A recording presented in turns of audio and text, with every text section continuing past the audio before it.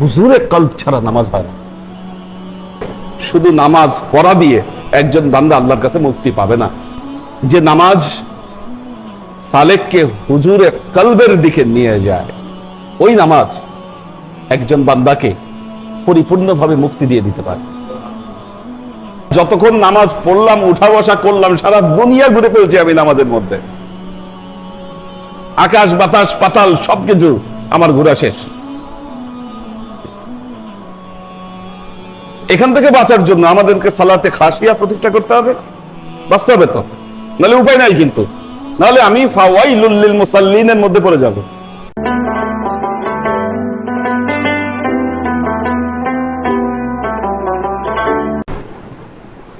আল্লাহর আশিক ও সালেক বৃন্দ, একজন বান্দা ইমানের পথে যিনি অগ্রসর হচ্ছেন, তার প্রাথমিক কর্তব্য হচ্ছে নামাজকে কায়েম করা। পবিত্র কোরআনে নামাজের ব্যাপারে 3টা কথা এসেছে, নামাজের কোয়ালিটির ব্যাপারে। একটা হচ্ছে ফি সলাতিহিম কায়িমুন, আকামাস সালাত, নামাজ প্রতিষ্ঠা করা, এটা প্রথম কথা, প্রথম দায়িত্ব। কারণ যিনি নামাজকে প্রতিষ্ঠা করবেন না, ও ইমানদারি না, ইমানের বাইরে। এই জন্য একজন মুসলমান তার প্রাথমিক কর্তব্য হচ্ছে নামাজকে তার জীবনে প্রতিষ্ঠা করা। আর নামাজকে প্রতিষ্ঠা করতে গেলে তাকে যে কাজটি করতে হবে, নামাজের সাথে তাকে পায়বন্ধ হয়ে যেতে হবে, এটা প্রাথমিক দায়িত্ব। কিন্তু এতেই শেষ নয়, এতেই শেষ নয়। এই নামাজ যে তাকে মুক্তি দিবে, বিষয়টি এরকমও নয়।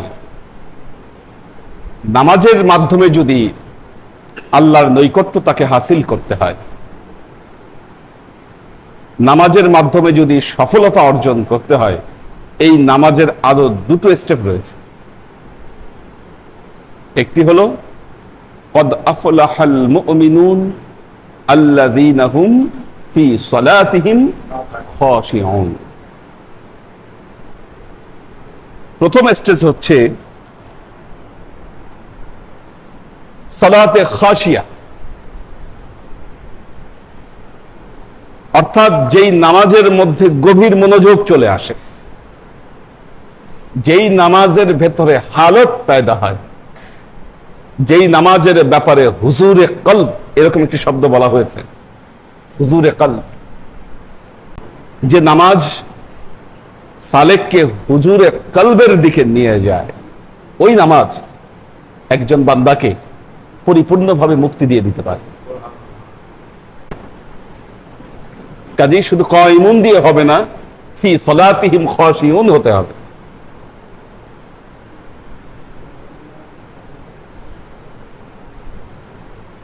পবিত্র কোরআনে আরেকটি কথা বলা হয়েছে, আরেকটি কথা বলা হয়েছে, আল্লাযীনা হুম ফি সালাতিহিম দায়িমুন। আরেকটি কথা বলা হয়েছে সালাতের দায়মা। দেখুন 3টা কথা, কিন্তু একটা কায়েম, একটা খাসিয়া, একটা দায়েম। 3 হালতের মধ্যে আসতে হবে একজন বান্দাকে। যখন একজন বান্দা এই 3টা হালত নিজের উপর প্রতিষ্ঠা করতে পারবে, সেই বান্দা মুক্তি পাবে ইনশাআল্লাহ। না হলে শুধু নামাজ পড়া দিয়ে একজন বান্দা আল্লাহর কাছে মুক্তি পাবে না। কারণ পবিত্র কোরআনে আল্লাহ বলেছেন, ফাওয়াইলুল লিল মুসাল্লিনাল্লাযীনা হুম আন সালাতিহিম সাহুন।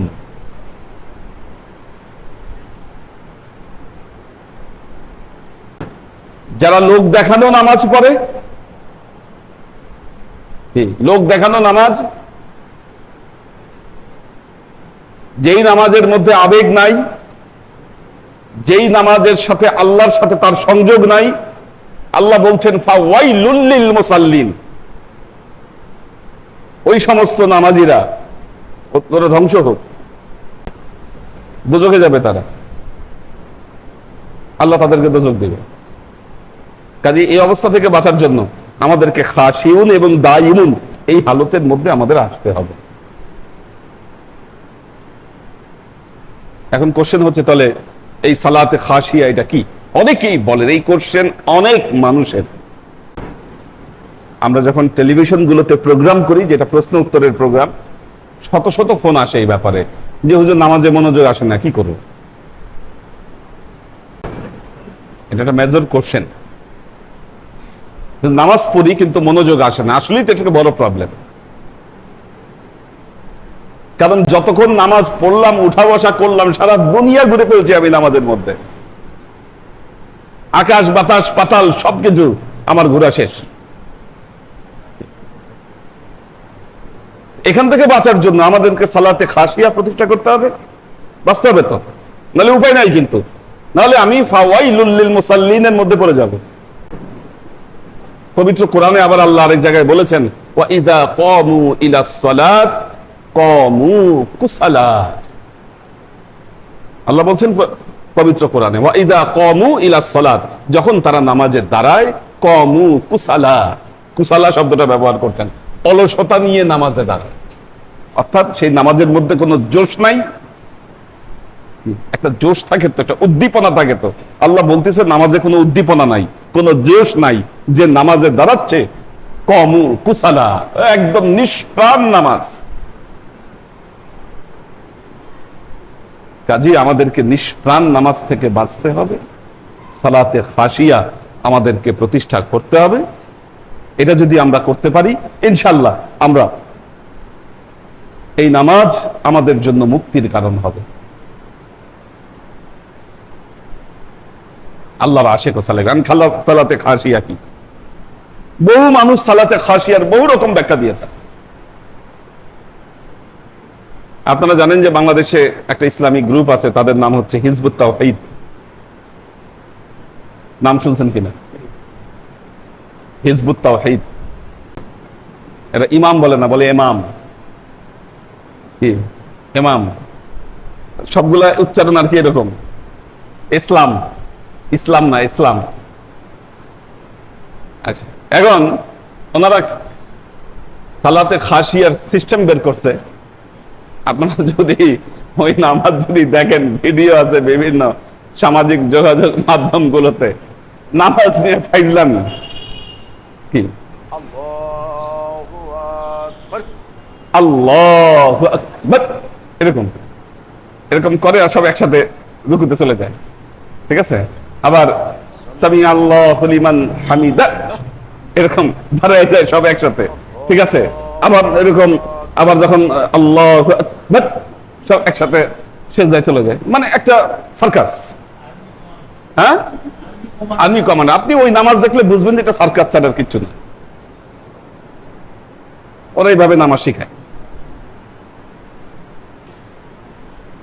আরো ভেতরগত বহু জিনিস এখানে আছে।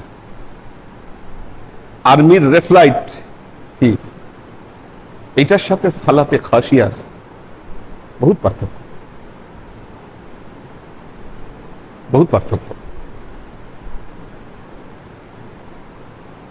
আপনার সংযোগ যদি আল্লাহর সাথে না হয়, কলবের সংযোগ যদি না হয়, আপনি রেফলাইট করলে, আর্মির মতো প্যারেড করলে নামাজের মধ্যে লাভ হবে কি?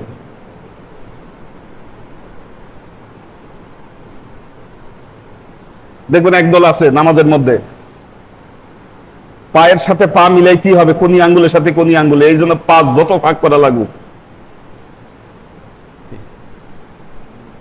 ফাঁক করতে গিয়ে যদি লুঙ্গি হাঁটুর উপরে উঠে যায় তারপরে ঠিক আছে, কিন্তু পা মিলাইতে হবে, পায়ের সাথে পা লাগাই দাঁড়াইতে হবে, এছাড়া উপায় নেই। ওনাদের এলাকায় আছে এরকম। হ্যাঁ, উঠে দিতে হবে। আপনি হ্যাঁ, আচ্ছা, আপনি কানি আঙ্গুলের সাথে কানি আঙ্গুল আপনি মিলে, আচ্ছা, আপনি কানি আঙ্গুলের সাথে কানি আঙ্গুল লাগাইলেন, তাই বলে কি শয়তান আপনার ঘাড়ে চাপে নাই?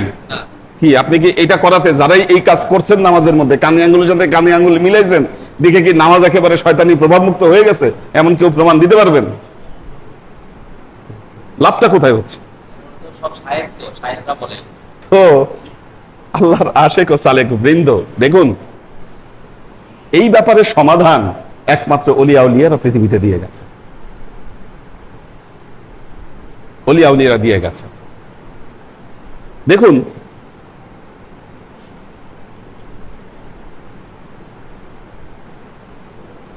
নামাজের ব্যাপারে রাসূলুল্লাহ সাল্লাল্লাহু আলাইহি ওয়াসাল্লাম একটি কথা বলেছেন, লা সালাতা ইল্লা বিহুজুরিল কলব, হুজুরে কলব ছাড়া নামাজ হয় না। আপনি যদি নামাজে দাঁড়ান তাহলে কলবের হুজুরিয়াত আপনার প্রয়োজন। এখন প্রশ্ন হচ্ছে, এই কলবের হুজুরিয়াত আপনি কিভাবে পয়দা করবেন?